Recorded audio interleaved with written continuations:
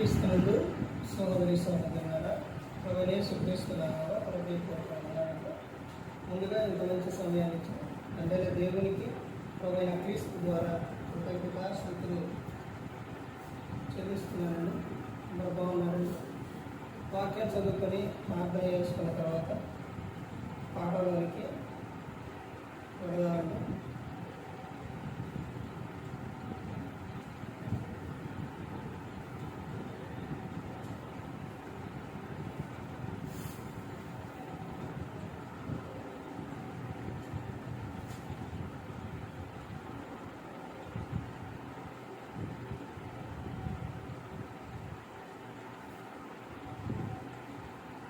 మత్తయి సువార్త 24వ అధ్యాయం 44వ వచనం. మీ అనుకలని గడియలో మనిషి కుమారుడు వచ్చును కనుకనే మీరు సిద్ధంగా ఉండుడి. ప్రార్థన చేస్తాం. పరలోకమందున మా తండ్రి, పరిశుద్ధ ప్రేమ గల తండ్రి, గొప్ప తండ్రి, అయా మీ ప్రియ కుమారుడు యేసుక్రీస్తు ప్రభువారి ద్వారా కృతజ్ఞతాస్తుతులు చెల్లిస్తున్నాము నాయన. ఈ ఆరాధన క్రమంతట్లో మీరు నడిపించండి, వాక్యం బోధించండి. లోక సంబంధమైన జ్ఞానంతో కాకుండా నీ జ్ఞానంతో మాట్లాడే భాగ్యం దయచేస్తారని మా ప్రభువైన యేసుక్రీస్తు నామములో వేడుకుంటున్నాం తండ్రి. ఆమేన్. ప్రభువైన యేసుక్రీస్తు నామములో హృదయపూర్వకంగా దేవుని కుమారుడు యేసుక్రీస్తు ప్రభువారు లోకానికి వచ్చిన తర్వాత పరలోక రాజ్యం సమీపిస్తుంది కనుక మారు మనసు పొందమని ప్రకటింప మొదలుపెట్టారు. అంశం ఏంటంటే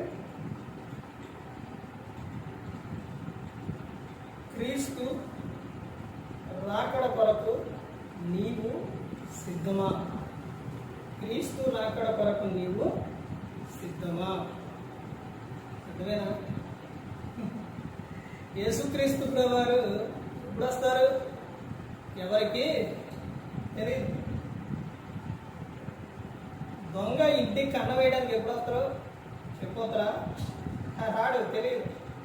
అదేవిధంగా నేను దొంగ వలె వచ్చేదను అన్నాడు. ఎప్పుడు వస్తానో ఎవరికి తెలియదు. ఇంకో విషయం ఏంటంటే యేసుక్రీస్తు ప్రభువారికి అంటే కుమారునికి కానీ దూతలకైనను ఎవరికి కూడా తెలియదు యేసుక్రీస్తు ప్రభువారు ఎప్పుడు వచ్చేది. మరి ఎవరికి తెలుసు యేసుక్రీస్తు ప్రభువారు వచ్చేది అని అంటే తండ్రికి మాత్రమే తెలుసు, ఎవరికి తెలియదు. అందుకని యేసుక్రీస్తు ప్రభువారు ఎప్పుడు వస్తారో తెలియదు కాబట్టి నీ ప్రతి ఒక్కరు కూడా ఎలా ఉండాలి అని అంటే సిద్ధముగా ఉండాలి. అపోస్తలుడైన పౌలు గారు తెస్సలోనికలో ఉన్న సంఘానికి చెబుతారు కదా, క్రీస్తు రాకడ సమయంలో అంటే మీరు ఆయన వచ్చేటప్పుడు ఎత్తబడే విధంగా అంటే ప్రతి ఒక్కరు కూడా ఎత్తబడాలి. అప్పటి వరకు మీరు మీ శరీరమును మీ ఆత్మయు ఎలా ఉండాలి? జాగ్రత్త కలిగి ఉండాలి. క్రీస్తు రాకడ కొరకు సిద్ధపడి ఉండాలి ప్రతి ఒక్కరు. మత్తయి గారు రాసిన సువార్త ఇక్కడే చెబుతున్నారు కదా, నేను ఇక్కడే ఉంది 25వ అధ్యాయంలోనే 10 మంది కన్యకల గురించి ఉంది. వాళ్ళు పెళ్లి కుమారుని చూడటానికి బయలుదేరి వచ్చారు. కానీ వారిలో 5గురు సిద్ధపడి ఉన్నారు. 5గురు సిద్ధపడిన వారు ఎక్కడికి వెళ్ళారు? పెళ్లి కుమారుడు స్వరం రాంగ్ అంటే పెళ్లి కుమారుడు వచ్చిండు అనగానే ఎక్కడికి వెళ్ళిపోయారు? సిద్ధపడి ఉన్నవారు అంటే దివిటీల్లో నూనె ఉన్నవారు వెలుగుతున్నాయి కనుక వెళ్ళిపోయారు. ఈ సిద్ధపడి లేని వారు దివిటీల్లో నూనె లేదు కాబట్టి ఎనకలేదు కాబట్టి వాళ్ళు నూనె తీసుకొని ఎప్పుడో వచ్చిన తర్వాత నూనె తీసుకొని ఎరిగించుకొని వచ్చేసరికి అయ్యా మేము కూడా వచ్చామంటే లేదు ఏమైపోయింది? ఆలస్యం అయిపోయింది.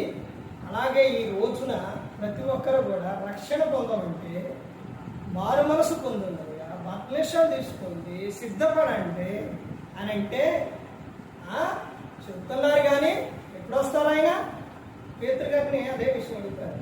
ఏరయ్యా మీరు చెబుతున్నారు కానీ ఆయన ఎప్పుడు వస్తారు అని అంటే ఈ పేతురు గారు ఏమని చెప్తారో తెలుసండి, ఆయన మాట ఇస్తే నమ్మదగిన అయ్యా, ఆయన వస్తారు. కానీ ఆయన అందరి పట్ల కూడా ఏం కలిగి ఉన్నారని అంటే దీర్ఘశాంతం కలిగి. ఎందుకు దీర్ఘశాంతం కలిగి ఉండు అని అంటే అందరూ కూడా మారు మనసు పొందాలి. అందరూ కూడా ఏం పొందాలంటే మారు మనసు పొందాలి అని అందరి పట్ల ఆయన దీర్ఘశాంతం చూపిస్తారు. ఆయన ఇప్పుడే వస్తే ఎంతమంది నరకానికి వెళ్ళిపోతారు. అందుకని ప్రతి ఒక్కరూ కూడా గమనించుకోవాలి, క్రీస్తు రాకడ కొరకు నువ్వు ఎలా ఉండాలి, సిద్ధపడి ఉండాలి. ఇక్కడ అదే చెబుతున్నాను చూడండి, మీరు అనుకోని గడియలో మనిషి కుమారుడు వచ్చును కనుకనే మీరును సిద్ధముగా ఉండు. ఎప్పుడన్నారా నీ ప్రభువారు, నేను సిద్ధం. దేవుడు నీకు సమస్తాన్ని ఇచ్చింది. ఏదైనప్పటికీ ప్రతి ఒక్కటి నీ భారం ఎవరి మీద మోపాలి, యెహోవా మీద మోపు అని ఆయన చెబుతూ ఉన్నారు. నీ సమస్య ఏదైనా దేవునికి చెప్పాలి. నువ్వు నీ సమస్యతోనే ఉంటూ దేవునికి దూరం అవ్వకూడదండి. దేవుని నుండి నువ్వు దూరం అయిపోతే నరకానికి వెళ్ళిపోతావు. దేవుని నుండి నువ్వు దూరం అయిపోతే బాధలు పడతావు. దేవుని నుండి నువ్వు దూరం అయితే శ్రమలు పడతావు. అదే దేవుని యొద్దకు వచ్చి ఆయనతో నువ్వు ప్రతి ఒక్కటి చెప్పుకుంటే నీ సమస్యకు పరిష్కారం అనేది ఆయన చూపిస్తాడు. ఇద్దరు కుమారుడు, చిన్న కుమారుడు తన ఆస్తి అంతా తీసుకెళ్ళి మొత్తం కూడా పోగొట్టుకున్న తర్వాత తినడానికి లేక పందులు తినే పొట్టు వరకు వెళ్ళిపోతాడు. ఆ తర్వాత తన మనసులో ఒకటి అనుకొని ఏమనుకుంటాడు, నా తండ్రి దగ్గర ఉన్నవారే సమృద్ధిగా తింటారు, ఉన్నారు కదా, సమృద్ధిగా దొరుకుతుంది. నేను ఇప్పుడు నా తండ్రి దగ్గరికి వెళ్ళి నాన్న తండ్రి, దేవునికి నీకును నేను ఏం చేశాను, తప్పు చేశాను, అంటే పరలోకమందున్న దేవునికి విరోధంగా నేను తప్పు చేశాను, నన్ను క్షమించు అని నేను అడుగుతాను అని బయలుదేరి వస్తూ ఉంటే తండ్రి పరుగున వెళ్ళి కౌగిలించుకొని మెడ మీద ముద్దు పెట్టుకొని అక్కడ ఉన్న వారితో నా కొడుకు తప్పిపోయి దొరికిండు, చనిపోయి బ్రతికిండని గొప్ప విందు చేయించింది. అదే ఇక మా తండ్రి నన్ను రానియడో చేర్చుకోడు, ఇక నా పని ఇంతే, నా బ్రతుకు ఇంతే అని అక్కడే ఉండిపోతే ఎలా ఉండదు, ఎంత బాధపడు. ఈ రోజున నీకు బాధ వచ్చింది, శ్రమ వచ్చింది, నువ్వు దేవునికి దూరంగా వెళ్ళిపోతే చాలా బాధలు పడతావు. అదే దేవుని యొద్దకు వచ్చి నీ సమస్య ఎలాంటిదైనా కానీ నువ్వు దేవునికి చెప్పుకుంటే దేవుడే నీ సమస్య తీర్చుతాడు. ఏదైనప్పటికీ కూడా దేవునితో చెప్పుకోవాలి. ఈ రోజున ఇంకో విషయం ఏంటంటే విశ్వాసులు ఎలా ఉన్నారనంటే ఒక విషయం ఏదన్నా చెప్పారనంటే, గద్దించారనంటే, హెచ్చరించారనంటే మాకు ఈ సేవకుడు వద్దు అంటారు. గద్దించేది, హెచ్చరించేది, బుద్ధి చెప్పేది అవన్నీ కూడా ఎందుకు, నీ మేలు కొరకే. పిల్లలు తప్పు చేసినప్పుడు మాట అయినట్లేదని గద్దిస్తారు, కొడతారు, మెత్తం వాడతారు. ఎందుకు, వాళ్ళ మీద ప్రేమ లేక, ఇష్టం లేక, వాళ్ళు బాగుండాలని, వాళ్ళు మంచిగా ఉండాలని.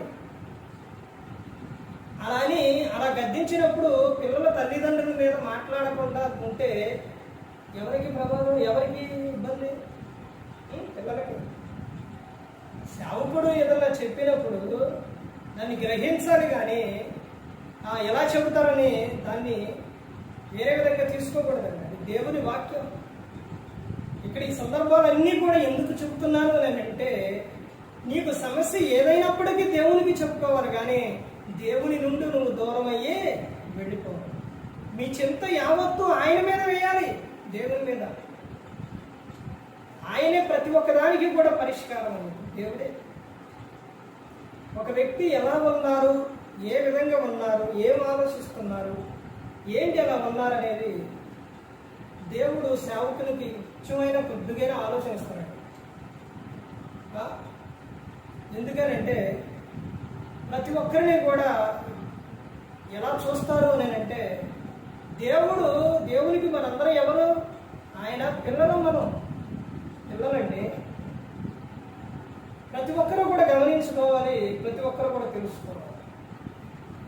నువ్వు అలా దేవునికి నీ సమస్య బట్టి, నీ శ్రమను బట్టి, నీకు వచ్చిన నిందలను బట్టి నువ్వు దేవునికి దూరం అయిపోతే అప్పుడే యేసుక్రీస్తు ప్రభువారు వస్తే ఒక్కసారి ఆలోచించండి. అప్పుడే అనుకూలమైన గడియలో వస్తానన్నారు కదా, అప్పుడే వస్తే నువ్వేం చేస్తావు? అసలు నీకు ఒక అవకాశం కూడా ఉండదు. అదేవిధంగా నువ్వు ఆయన యొక్కకు వచ్చి, ప్రభా నా బాధ ఇది, ప్రభా నా సమస్య ఇది ప్రభా అని ఆయన దగ్గర ఆయన్ని పట్టుకొని నువ్వు మొరపెట్టుకొని ఆయనకే చెప్పుకుంటూ ఉంటే ఆయన వచ్చినప్పుడు నువ్వు ఆయనతో పాటు ఉంటావు. ఎందుకనంటే ఆయన విడిచిపెట్టలేదు కాబట్టి, ఆయన నుండి నువ్వు దూరంగా వెళ్ళిపోలేదు కాబట్టి, ఎన్నైనప్పటికీ నువ్వు అక్కడే ఉన్నావు కాబట్టి, ఆయన యొద్దే ఉన్నావు కాబట్టి నీకు ఎన్ని వచ్చినా కానీ. అందుకని ప్రతి ఒక్కరూ గమనించుకోవాలి, దేవుడు యేసుక్రీస్తు ప్రభువారు ఆయన ఎప్పుడు వస్తారో తెలియదు. అనుకొనని గడియలో ఆయన వస్తారు కనుక మీరు రాకడకు ఎలా ఉండాలి? సిద్ధపడి సిద్ధముగా ఉండాలి. ఆదివారం ఆరాధన అనేది చాలా ప్రాముఖ్యమైనది, చాలా ప్రాముఖ్యమైనది. ఆదివారం ఆరాధన అంటే ఎవరి రోజు అనుకున్నారు? ప్రభు రోజు. అది ప్రభు రోజు అండి. అందుకని ప్రతి ఒక్కరూ కూడా ఆరాధన మానేయకూడదు, కొడుకులు మానేయకూడదు, మీటింగ్స్ మానేయకూడదు, క్లాసులు మానేయకూడదు, ఏది కూడా మానేయకుండా ఏదైనప్పటికీ దేవునికే చెప్పుకొని ఆయన యందు ఉన్నప్పుడు ప్రతి ఒక్కదానికి కూడా ఆయనే పరిష్కారం అనేది మనకు చూపిస్తారు. ఏ ఒక్కరు కూడా నశించే నరకానికి ఎదుర్కోకూడదు. యేసుక్రీస్తు ప్రభువారు ఈ లోకానికి వచ్చి మనందరి కోసం సిలువలో తన ప్రాణాన్ని పెట్టాడు. మరి ఈ విధంగా నిలబెట్టి మాట్లాడించిన తండ్రి దేవునికి కృతజ్ఞతాస్తుతులు చెల్లిస్తూ ఇంతవరకు శ్రద్ధగా ఉన్న మీకు ప్రభు పేరున హృదయపూర్వకంగా చెల్లిస్తూ మాట్లాడుతున్నాను. అందరికీ వందనాలు.